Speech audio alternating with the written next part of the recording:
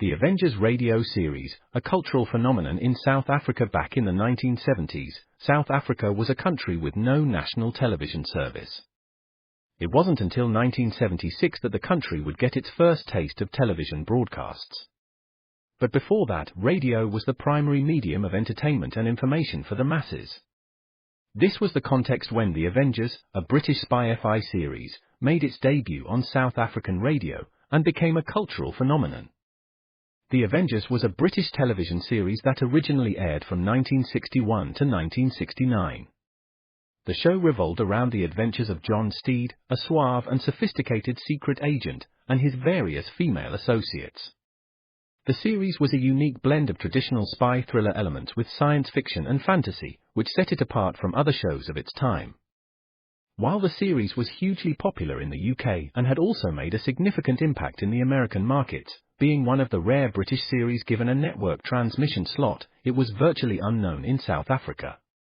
This was primarily due to the lack of a national television service in the country until 1976. However, as a film series, The Avengers was able to gain some exposure in South Africa through film rentals. But it was the launch of the radio series that truly brought The Avengers to the masses in South Africa. Come and listen at www.myclassicradio.net. 21st Precinct, aka 21st Precinct and 21st Precinct, was a police drama broadcast on CBS Radio from July 7, 1953, to July 26, 1956. It was initially a summer replacement for My Friend Irma. The program was produced in cooperation with the Patrolmen's Benevolent Association of the City of New York and presented adaptations from true criminal records in New York. From the policeman's point of view. Historically, the 21st Precinct had been located near Gramercy Park in Manhattan, but in 1929 the department reorganized the precinct numbering, and the 21st designation was dropped from use. No such precinct existed during the show's run, nor does a 21st exist today. However, the fictional precinct's territory corresponds closely to that of the Upper East Side's 23rd Precinct as it has existed since 1929. Stanley Niss was the producer-writer-director. The role of Precinct Captain Frank Kennelly was played by Everett Sloan for the first 109 episodes and briefly in episode 135. During episode 109, Captain Frank Kennelly was promoted to Deputy Inspector and reassigned out of the 21st Precinct. He was replaced by Captain Cronin James Gregory, 1955-56, and Les Damon, 1956. Other cast regulars were Ken Lynch as Lieutenant Matt King, Harold Stone as Sergeant Waters, Jack Arissa as Sergeant Collins, and Santos Ortega as Lieutenant Gorman. The program's announcer began the program's opening each week. 21st Precinct.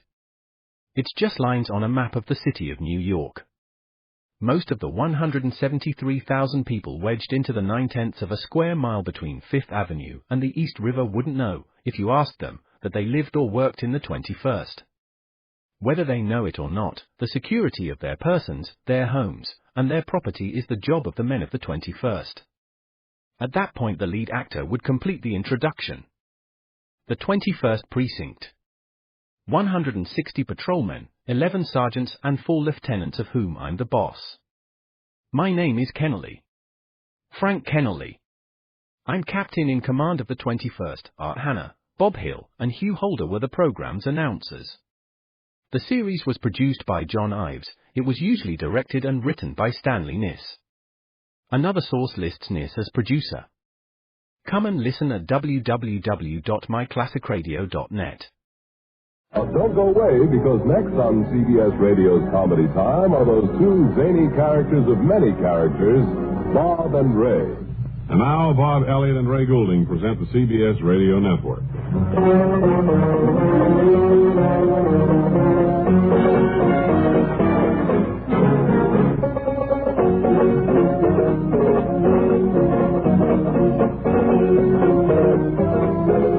Aloha, Kaminas, and welcome to another Bob and Ray show. What does that mean, Bob? Aloha Kaminas. Old tigers. How about Howleys? I think I'm a Howley, aren't I? You're a Connie. I am? Are you? I don't know. Yeah. Carne and wahinis? Really? Sure. Well, I mean, Howleys are the folks that come from the States, or I should say from the continent. That's the main one. Yeah, the main one. Well, we here in the islands just refer to them as... We had a wonderful time last time we were in Hawaii, which was last March, February and March. It's almost time for us to go again. It really is. Out to the beautiful hotel there in Waikiki, Diamond Head, and... Holly Pass. And all those luau's that we attended. The poi. Yes, sir. And the, what was that fish we had there, Bob? Salmon or? Raw salmon. Raw salmon, that's right. Great. We went out beyond the reef in the outriggers. And who's our singing friend there? Ray Kinney. Ray Kinney. Sure. He went out beyond the reef almost every night. He's a real Kamina. Yes, never saw one. Well, it's the day before Halloween, isn't it? And the cast is all dressed in their gay annual Halloween costumes. Three. What's that? Trick or treat. It's a little bit early for that, sir. That mask over your face belies your identity. Who are you, please? Trick or treat. Sure, but that's... You have a wallet? Oh, yeah, I have one. That's a nice treat. Hand it over. There you are. This is the first time I've ever seen trick play. How about you, buddy? No, sir, I don't carry any money, ever. I never carry more than $50 on my person. And tonight... Well, now he has got 50 cents. No, I don't even have that much tonight. Okay, if that's the way you want it, buddy, you're going to get a trick. Oh, boy. Hey, come back here. He can't come into a studio and... he's gone, Ray. Well, he can't come into a studio and hit a performer like that. I don't think care. he can. Let me help you up there. Hey, had the suit back from the cleaners. Had a mean right, didn't he? Come on, sit down here, old Kamina, and what's the first feature today? Wally Ballou is, what do they call street in Hawaii? He's out on one of those. He's out on one of those streets here in town with what we assume to be an interesting interview. So Wally Ballou and his engineer are standing by now. Come in, please. Testing interview. This is radio's Wally Ballou, and we're at the corner of a busy intersection here in downtown Manhattan. I'd like to stop a passerby. There's a gentleman riding up here now, and he's in a coach. He's telling the white mice to stop the coach, and he is going to get out of the pumpkin now, I think. Sir, yes? you come over and talk on the radio with us? Be more than happy to do that. I picked you out from the other people because you were riding in this unusual vehicle. Yes, sir? Can you keep those mice a little bit quieter? Quiet down, fellas. How many do you have there? 100 white mice. Uh-huh. And what is that? What would that be, 100 mouse power? What would that be in horsepower? Well, I have no idea. I know that these 100 white mice can, once we get rolling, we can move along about 10 to 12 miles an hour. So you can cover quite a bit of ground in this, what looks to be a pumpkin. Oh, the biggest one I've ever seen. It's a big pumpkin that that I bought at a fair. It was a prize pumpkin that was on display there, and I hollowed it out and took all the pumpkin seeds out and everything and put a door on it, and I ride in there. A little chair in there to sit down in. That's right. That chair is real wood, though. Uh-huh. It's not made out of pumpkin. What are you doing here in New York? You on your vacation or here on business? Here to buy a gingerbread house. Uh-huh. And then you'll be going back home, I suppose. Yes. And hope you've been having a good time while you were here. Have you ever talked on the radio before? No, I never have, sir. This is very unusual for me to talk on the radio, but I suppose you radio people, when you see a fellow on a pumpkin coach being pulled by 100 mice, figure that he has to be put right on the radio. Well, it's kind of outstanding. You always wear those little shoes with the bells on the toes and turn up like that? Yes, whenever I'm in the pumpkin. Uh-huh. Mm-hmm. But you'll be leaving shortly. You'll be leaving shortly to go back home, I presume. And what do you do for a living? Ah, the coach is all ruined. It did kind of, See, it was old. I had the pumpkin for about a month, and... Oh, they don't keep that It long. was getting soft and gamey anyway, but now I'll never be able to get home. Well, good luck on your trip back anyway, and hope that you don't hit any bad bumps in the road or the pumpkin might fall into a great many pieces. Thank you very much. Why don't you make a pie out of it? I'd like to give you a pat left. This is radio's Wally Ballou at a busy intersection here in downtown New York, returning it to our studios. I don't know whether that was real or not.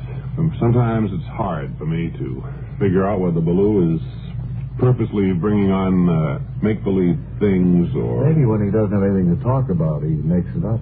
Could be. How are you going to tell? I don't know. Right now, let's take a moment for a preview of those fine mystery and adventure dramas on CBS Radio this Sunday. Well, first, there's yours truly, Johnny Dollar. In a case that involves a redhead, a shaggy dog, and a tongue-tied parrot. It's the case Johnny calls the murdered mugwump matter. Then suspense brings you the electrifying tale entitled 115 Volts AC and DC, starring the late Captain Marvel. Also in the package, you'll find Paladin, whose famous card reads, "Have gun, will travel." Sunday, he rides to the aid of a grizzled recluse, who promptly puts a slug through him. Not to mention Gunsmoke, whose celebrated U.S. Marshal Dillon will be taking a breather. Next Sunday's Gunsmoke will be devoted entirely to a smooching session between the good Marshal and Dodge City Kitty. Hey, remember all four of these top mystery and adventure dramas will be coming your way Sunday on CBS Radio, so be sure to be listening. I think once again the program department is pulling our leg, you know. I've heard a lot of synopses in my time, but that sounds pretty peculiar. You may have a point there, Bob. Guess we'll just have to listen come Sunday. Well, I think you have a point there, too. Where? And now, here is Natalie attired, it being Friday and tomorrow being football day, and her accompanist, Eddie. Hello, everybody. Hi, fans across the nation.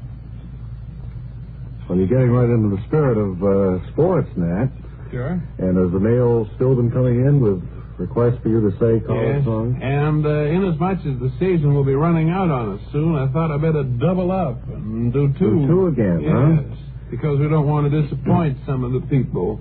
And we have some wonderful songs to say this week. Good. This will be a double treat, then. Well, let me get out the mail here. All right, Eddie, stop it. Pay attention. Sorry. Don't be diddling over there with that drum. Wait till we give you the signal, please. Okay. Makes too much noise. We have one, Bob, from Northwestern. Yeah? And one from Syracuse. Excuse me. Oh. One from Northwestern and one from Syracuse, huh? Is that what you've got? I don't know as I'll say any, Eddie. He just upsets me so, honestly. I ask him, please, to be quiet. Where's Mr. Goulding, please? Right here. Here's his toupee. You wanted it back. My what? Your toupee. That's not mine. It's all gray and everything. It's got your name on it. That somebody's pulling a joke. No, I don't think Hey. it's mine. All right. I'll leave it downstairs. Do you want to say the songs now so we can Gracie Allen's. get them out of the way? All right, now, are you all set to go up there? Yep, I'm okay. Ready. He didn't ask you, Eddie. He asked me. I'll say that. Ask me you're again, ready, Ray. right? Are you all set to go up there, Natalie? Yes. All right. Hit it, Eddie. Right. Well, hit it. Honestly. Oh, my word. Go, you Northwestern. Break right through that line. With our colors flying, we will cheer you all the time. You, rah, rah. Go, you Northwestern. Fight for victory. Spread far the fame of our fair name. Go Northwestern, win that game. Good. Now to segue to Syracuse. Where the vale of Onondaga meets the evening sky, proudly stands our alma mater on her hilltop high. Flag we love, orange, float hooray, old Syracuse o'er thee. May thy sons be leal and loyal to thy memory. So long, me doodle-doo. Well, that's it. Hey, I had a good idea. All right, Eddie. Oh, dry up there. I had a good idea while you're doing that. Why don't you, at the end of this season, come out with an album of college songs? Says. No. No? All right. That would be a good idea. No, not at all. You didn't Not at sell all. a lot of them to college. Not one iota. No. Oh, all right. Well, forget about it. It's their business. Touchy. Boy.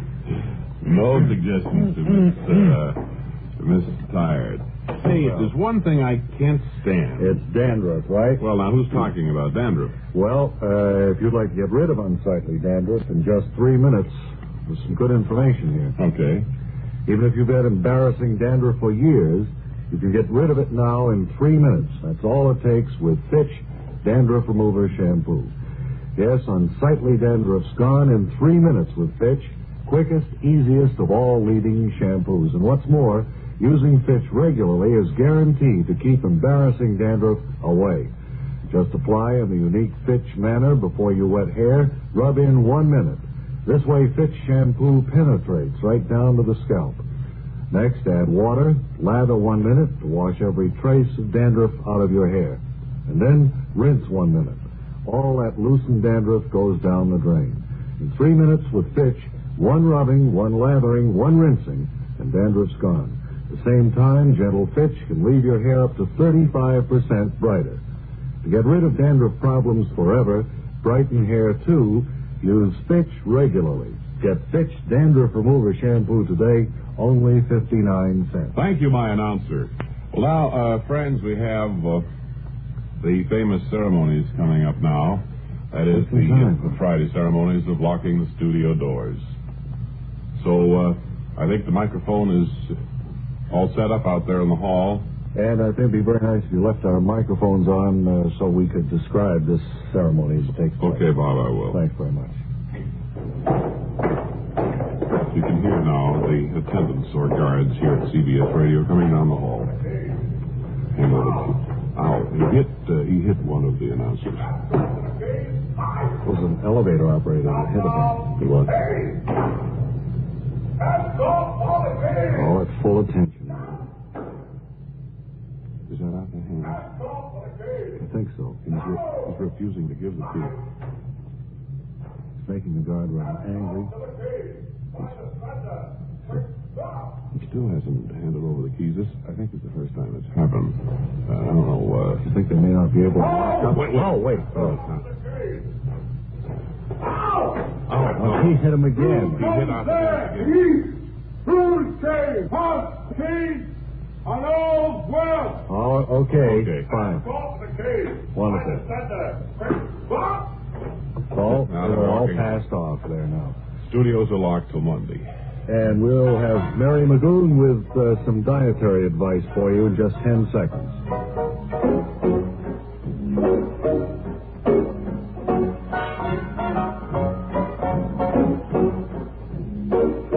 Okay, Mary? Yes, an army travels on its stomach. And until Monday, this is Ray Goulding reminding you all to write if you get work. Bob Elliott reminding you to hang by your thumbs.